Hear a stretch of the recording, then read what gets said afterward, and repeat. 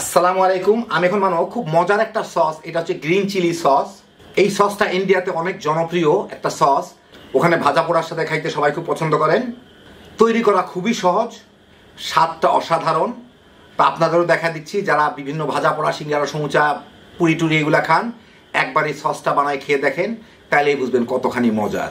তো আসেন দেখি শুরু করা যাক। আমি এখানে 200 গ্রাম কাঁচামরিচ বোটা টোটা ফেলে খুব ভালো মতো ধুয়ে নিছি। এই যে দেখেন, এখন এগুলাকে আমার একটু কেটে নিতে হবে, ছোট ছোট টুকরা করে নিতে হবে। তো আমি আর পছন্দ মতো ছোট ছোট কেটে ছোট ছোট টুকরা করে নেব। তো হয়ে গেল আমার ছোট ছোট টুকরা করা। এগুলো আর ধোয়ার কোনো কিছু নাই, এগুলাকে আমি এখন রান্না করে নিব। আমি এখানে 2টা মাঝারি সাইজের আলু এরকম চিকন চিকন পাতলা পাতলা ফালি করে নিছি, যাতে জলদি সিদ্ধ হয়। অল্প একটু পানি নিয়েছি, সামান্য পানি, খুব বেশি পানি না, যাতে আলুগুলা সিদ্ধ হওয়ার পরে খুব একটা পানি না থাকে। এর সাথে আমি 2 টেবিল চামচ আস্ত ধনিয়া দিব, 1 টেবিল চামচ কুচি করা রসুন, আর ওই সমপরিমাণ আদা স্লাইস করে নিছি ওইটা দিব। 2 টেবিল চামচ চিনি দিব, স্বাদ মতো লবণ এই 1.5-2 চা চামচের মতো দিলাম। পরে খেয়ে চিনি লবণ অ্যাডজাস্ট করে নেওয়া যাবে। এখন এইটাকে আমি জাল দিয়ে আলুগুলাকে 50%-এর মতো সিদ্ধ করে নেব। তো খুব বেশি জাল দিব না, মাঝারি আছে কিংবা লোয়ের দিকে রেখে জাল দিয়ে এটাকে সিদ্ধ করে নিই, মোটামুটিভাবে আধা সিদ্ধ করে নিই। প্রায় 10 মিনিটের মধ্যে আলুগুলা কিন্তু অর্ধেক সিদ্ধ হয়ে গেছে, চাপ দিলেই ভেঙে যাচ্ছে, পাতলা করে কাটা হয়ে যাবে। এখন এর মধ্যে আমি মরিচগুলা দিয়ে দিব, দিয়ে এটাকে মরিচগুলাকে আমার সিদ্ধ করে নিতে হবে। এর সাথে যা পানি আছে এতেই হবে। তো আমি এটাকে অল্প আছে থেকে জাল দিব, যাতে পানিগুলা খুব বেশি শুকায় না যায়। 5-6 মিনিট পরে আমি এটাকে নেড়ে দিচ্ছিলাম কয়েকবার। এই দেখেন মরিচের কালারগুলো বদলাই গেছে। এখন কয়েকবার নেড়ে দিতে হবে, উলট পালট করে দিতে হবে, কারণ অত পানি নাই। মরিচটা অর্ধেক সিদ্ধ হয়েছে, বাকিটুকু সিদ্ধ হয়ে যাক, আলুটাও এর মধ্যে গলে যাবে। একটু নাড়ানাড়ি করে দিলেই ভালো। আস্তে আস্তে ধনিয়াগুলো যত বেশি সম্ভব পানির মধ্যে চুবাই দিলেই হলো, যাতে ওগুলাও গলে যায়, নরম হয়ে যায়।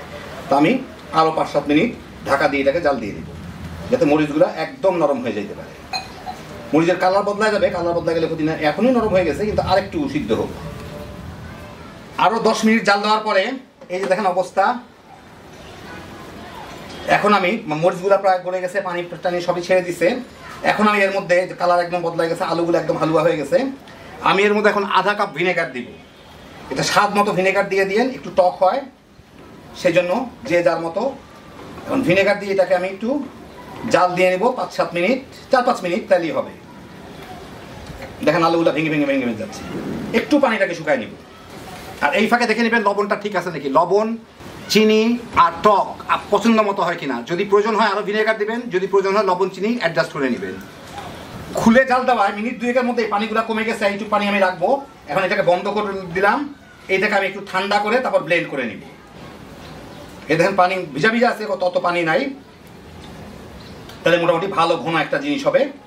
ঠান্ডা করে ব্লেন্ড করে নিই, আর কিছু করার দরকার নাই। তো এটা ঠান্ডা হয়ে গেছে। এখন দেখেন বেশ পানিও কমে গেছে, ভিজা ভিজাই আছে। এখন এটা ব্লেন্ড করে নিব। তো এই কালার তো সস হয় না, যেটা করতে হয় সেটা হচ্ছে এর মধ্যে আমি 2 ফোঁটা সবুজ ফুড কালার দিব।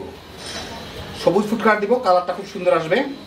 কমার্শিয়াল যতগুলো কিনে খান সবগুলোর মধ্যে ফুড কালার দেওয়া হয়, চিন্তার কারণ নাই। এখন আমি এটাকে ব্লেন্ড করে নিব, সব কিছু একবারে সুন্দরভাবে মিলে যাবে। ঠান্ডা হওয়ার পরে আমি ভালো মতো ব্লেন্ড করে নিলাম, কিন্তু এর মধ্যে কিছু মরিচের বিচি রয়ে গেছে। এখন এটাকে আমি একটা চালনি দিয়ে চেলে নিব। চালনি দিয়ে চেলে নিলে বিচিগুলো থাকবে না। কেউ বিচি সহ রাখতে চাইলে এভাবে রাখতে পারেন, কিন্তু আমি একদম বিচিটাকে পুরোপুরি বের করে নিব। চালনি দিয়ে চেলে আপনাদের দেখাচ্ছি। বেশ মোটামুটি একটু ঘনই হয়েছে, হয়তো আর একটু পাতলা হলে ভালো হইতো। যাই হোক, যা হয়েছে হয়েছে। এখন আমি এটাকেই এইভাবে চেলে আপনাদের দেখাচ্ছি। মানে সসের মতো ঘন রাখার চেষ্টা করবেন। যদি প্রয়োজন হয় কেউ পরের দিকে ভিনেগারও মিলাইতে পারেন, অথবা আরেকটু পানি দিয়ে জাল দিয়ে নিতে পারেন। তো আমি ভালো মতো চেলে নিলাম। এই যে দেখেন এইগুলো হচ্ছে বিচি, আর এই হচ্ছে আমার একদম ফ্রেশ পিওর সসটা। তা আপনাদের একটা বাটিতে ঢেলে দেখাই।